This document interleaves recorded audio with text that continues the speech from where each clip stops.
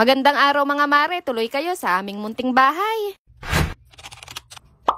May ganitong ganap pala pagkatapos ko i-set up ang camera. Pasikat ka ha, hindi ko to ikakat. Ibinida pa sa akin, tingnan ko daw yung video. O ayan, tingnan mo din pagmumukha mo dyan ngayon.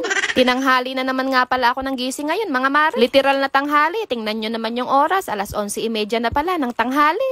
Yung alaga ko kasi namuyat na naman. Ang hirap sabayan ng trip, 3:00 na naman ng madaling araw nung matulog. Hindi ko na nga namalaya na nakabangon na pala ang asawa ko kanina at nakapagsaing na. Mukha lang yung di papahuli ng buhay pero napakaswerte namin dyan. Palakpak tenga niyan, pinuri siya. Eto na nga mga mare, nagsusuklay na ako netong buhok kong buhaghag. Storytelling yarn. Bawal pa nga kasi ako magpariban dahil padodumam tayo. Maichika ko lang mga mare, mahaba tong buhok ko dati. Pero nung mga anak nga ako dito sa bunso ko, pinaputol ko na lang kahit nakakapanghinaya. Matagal kasi sa pagligo mga mare. Nauutas na yung anak ko sa kakaiyak pero hindi pa ako natatapos sa buhok ko.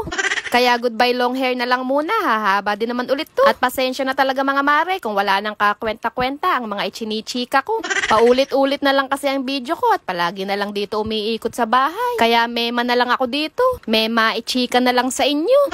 At nailabas na din pala ng asawa ko ang aking mga sinampay. Ang sipag naman talaga for today's video. At kapag tanghali na ako nagigising, pakiramdam ko parang pagod na agad ako. Kaya eto, for the muni-muni at for the tulala muna ako saglit dito. At napakalambing naman talaga na itong alaga kong negra. Andito siya sa tabi ko mga mare, baka lang di nyo makita. At nung matapos nga ako magmuni-muni, eto at didiligan ko naman muna ang mga halaman ko. Tinanggalan ko na nga muna ng mga naninilaw na dahon at saka ako diniligan. Panay-panay nga kasi ang pag-ulan ngayon, kaya ilang araw na din tong hindi naaarawan. Inilabas ko na nga muna dito sa harap ng bahay namin at nang masinaga naman ng liwanag kahit paano. Plantita yarn. Magtitimpla na nga sana ako ng kape ko pero bigla na ngang nagising ang alaga ko. Pag ganito kasing bagong gising yan, ako agad ang hinahanap niya. Hindi kasi talaga to kaya patahanin ng mga kapatid niya hanggat hindi ako yung lumalapit sa kanya. Tingnan nyo naman at tuwang-tuwa sa nanay niyang maganda. Char.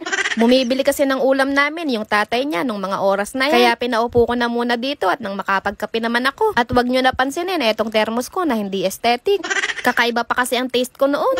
Ito na nga lang ang panira dito sa bahay kong aesthetic. Pero maayos na maayos pa naman to mga mare. Kaya pinagtsatsagaan ko pa din. Kape na tayo mga mare. At habang nagpapaligo nga ng aso namin, etong asawa ko, maghahain naman muna ako dito. Lutong ulam na naman nga ulit ang uulamin namin at hindi nga ako nakapagluto. Wag nyo sana ako i-judge mga mare. Nagluto naman ako kagabi. Marami nga yung niluto ko para nga ako may ulam na kami hanggang ngayong araw. Ang kaso nga lang, napasarap yung kain namin kagabi kaya naubos namin.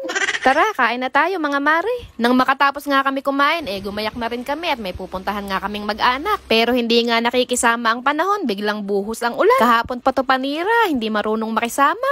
Sayang naman ang get up ko, kaya imo-model ko na lang sa inyo. O diba, hindi lahat ng model malaki ang balaka. Yung iba, malaki lang ang kapal ng mukha. Hanggang dito na lang muna ulit mga mare. Maraming salamat sa inyong panonood. Babu!